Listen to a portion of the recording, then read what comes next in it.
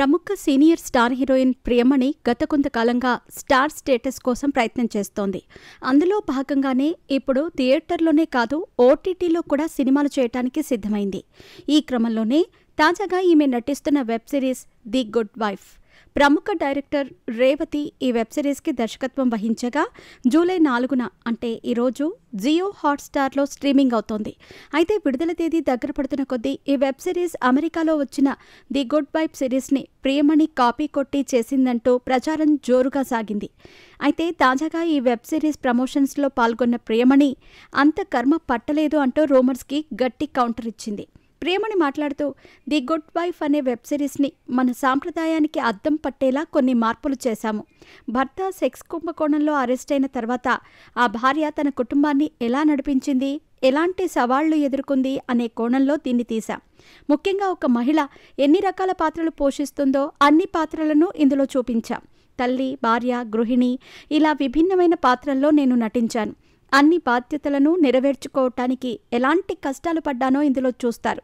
అలా ఈ web series కోసం ఎన్ని కష్టాలు పడ్డానో నాకు మాత్రమే తెలుసు. దీన్ని మీరు ఓటీటీలో చూసినప్పుడే నా కష్టం అర్థమవుతుంది అంటూ చెప్పుకొచ్చింది ప్రియమణి. ఇకపోతే నా కష్టం గురించి ఆలోచించకుండా ఎవరో సృష్టించిన వార్తలను అందరూ ప్రచారం చేయటం చాలా బాధగా ఉంది. అయితే ఇలాంటి బాధ, ఫేక్ రూమర్స్ కొత్తేమీ కాదు. గతంలో కూడా ఇలాంటి ఎన్నో రూమర్స్ క్రియేట్ చేశారు. ముఖ్యంగా అసలు నిజం తెలుసుకోకుండా కాపీ కొట్టి సినిమా చేస్తోందని నన్ను అవమానించారు. అయినా నాకు మా అమ్మ సపోర్ట్ ఎప్పటికీ ఉంటుంది. ఇండస్ట్రీలో చాలామంది నాకు అండగా నిలిచారు. ఈ సిరీస్ సగటు ఒంటరి మహిళ కష్టాలను చూపిస్తుంది. ఖచ్చితంగా అందరికీ ఈ వెబ్ సిరీస్ నచ్చుతుంది. అప్పటికైనా నాపై రూమర్స్ ఆగుతాయి. అయినా కాపీ కొట్టి సినిమా చేయాల్సినంత కర్మ నాకేం పట్టలేదు అంటూ ప్రియమణి తెలిపింది. అద్భుతమైన నటనతో విలక్షణ నటిగా పేరు సొంతం చేసుకున్న ప్రియమణి హీరోయిన్గానే కాకుండా పాత్ర నచ్చితే క్యారెక్టర్ ఆర్టిస్ట్ పాత్ర చేయటానికి కూడా వెనుకాడదు. అలా తన నటనతో భారీ పాపులారిటీ అందుకున్న ఈమె తెలుగు, తమిళ్, కన్నడ, మలయాళం, హిందీ భాషల్లో కూడా పనిచేస్తోంది.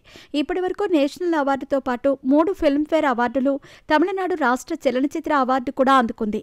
ఇక తెలుగులో ఎవరే అత్తగాడు అనే సినిమాతో 2003లో సినీ రంగ ప్రవేశం చేసిన ఈమె ఇక అప్పటి నుంచి వరుస సినిమాలు చేస్తూ ప్రేక్షకులను అలరిస్తోంది.